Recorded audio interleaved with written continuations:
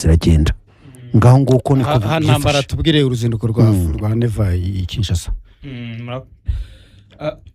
Mikoro iriho buriya tumeze neza ntangiye kuvuga yegure wicare wegamye ntambara turi kuri televiziyo kare numvaga ameze nk'uri kuvugira mu kibindi ariko ngundi kuva ameze neza cyane wicare uri upright.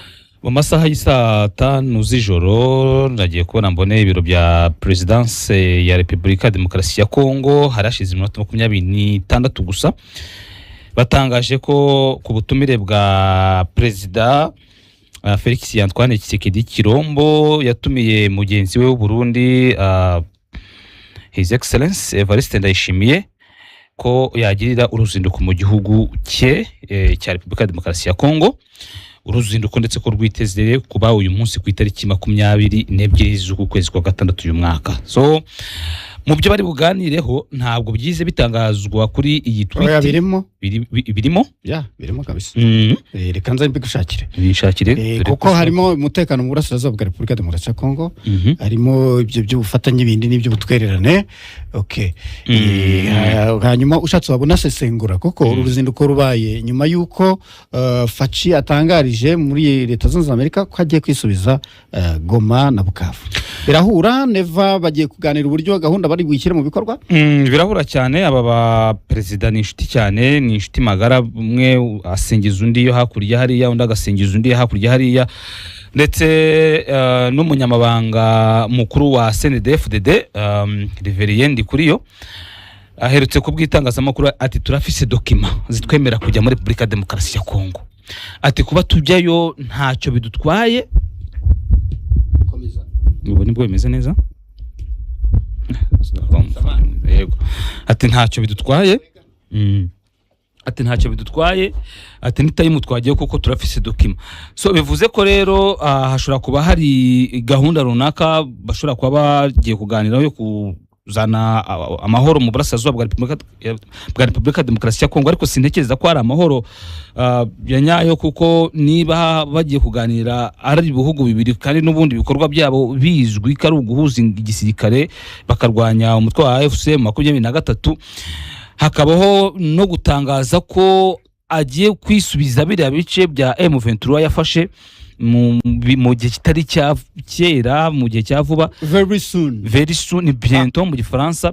Bihagaragara ko hari gahunda runaka igiye gukorwa, kuko no mu bihe byashize hari ibitero byajyaga bibaho muri Kivu y'Amajyaruguru mu majyepfo, habaho ingabo z'u Burundi ndetse n'iza Repubulika Demokarasi ya Kongo barwanya AFC 23. So niyo gahunda ntekereza ko bashobora kuba bagiye kunoza umugambi bashobora kuba bagiye kunoza, kuko sintekereza ko hari igihe M23 yigeze kwicarana Neva ngo yicarane na Faci ngo baganire ku mutekano mu burasirazuba bwa Repubulika Demokarasi ya Kongo. Nkuko rero warabibonye Presidence ya Repubulika Demokarasi ya Kongo nabonye karagatitire ko hejuru birahari byose à l'invitation de son homologue congolais Félix Antoine Tshisekedi Chilombo. Le président de la République du Burundi Evariste Ndayishimiye General Neva est attendu ce lundi 22 juin 2026 à Kinshasa pour une visite d'état de 48 heures. Ruzinduko rw'akazi kandi rwa kireta rw'amasaha 48 kuvuga iminsi ibiri. Hanyuma rero à cette occasion le président de la République Félix Antoine Tshisekedi Chilombo fera le déplacement de l'aéroport d'Enjiri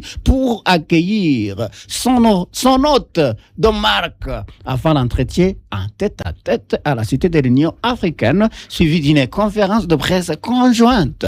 Hano barabyiyandikira rwose presidence irabyandikira ko Faci arafata imodoka yakajya ku kibuga cy'imbege gusanganira inshuti ye yakadasohoka. Urumva umushyitsi we wimena hôte de marque cyane wimena bantu bivuze neza. Nje numvaga agiye kuvuga ngo sono moroge ibyo biri hejuru wenda mu buryo busanzwe, ariko hepfo bamwiza ngo sonote de marque, umushyitsi we wimena. Hanyuma namara kumwakira aramujyana muri presidence Cité de l'Union africaine baganire uwa babiri tête à tête, uwa babiri nta wundi muntu wari, sibyo? Yego. Ariko teta niba bivuga ko nta wundi muntu hari igihe abajyanama baba bahari, ariko ni mu muhezo nyine. Hanyuma ikindi nyuma y'uko guhura kwa bombi bonyine haraba ikiganiro n'abanyamakuru bari bufatanye kuyobora icyo bita presse conférence de presse conjointe. Hanyuma, les échanges entre les deux dirigeants porteront sur des questions d'intérêt commun, notamment la question de la sécurité à l'est de la RDC. Baraganira ku bintu biraje inshinga impande zombi bibangamiye impande zombi cyane cyane iki umutekano muke mu burasirazuba bwa Repubulika ya Demokarasi ya Kongo. Ikindi ngo baganira ku buryo bahasha Ebola. Cette visite intervient au moment où uruzinduko rubaye mu gihe Ndayishimiye ngo ari we unayobora Afurika yunze ubumwe. So urumva ko ubutumwa bwo kuri Twitter ya presidence ya Repubulika ya Demokarasi ya Kongo buruzuye burumvikana, ni nkuru yuzuye neza kuko bagaragaje igihe uruzinduko rumara, bagaragaza icyo bagiye kuganiraho. Ariko muri make wenda ibyo bya Ebola kubijyanye n'umutekano muke mu burasirazuba bwa cyo wagisesenguye ariko usanga ari ibyo ngibyo. Nibafatanye tuzarebe iko M23 ubwo M23 ntabwo ari bwo bwa mbere kuko n'ubundi bakunda gufatanya hakirika wenda niyo bagiye kwiga ingamba nshyashya. Okay, hanyuma reka dubanze tuvuge iyo muri Iran mu Suisse tubone guhamagara Karegeya Jean Baptiste Omar. Iyo muri Iran mu Suisse tubone guhamagara Karegeya Jean Baptiste Omar. En direct Moyen-Orient, les pays médiateurs font état de progrès encourageants après la première séance de négociation. Igice cya mbere nyine cya mbere biganiro by'umunsi wa mbere byarabaye bihuje Leta Zunze Amerika na Iran, umuhuza ni Pakistan, minisitiri w'intebe wa Pakistan abahari, vice president wa Leta Zunze Ubumwe za Amerika JD Vance arahagarariye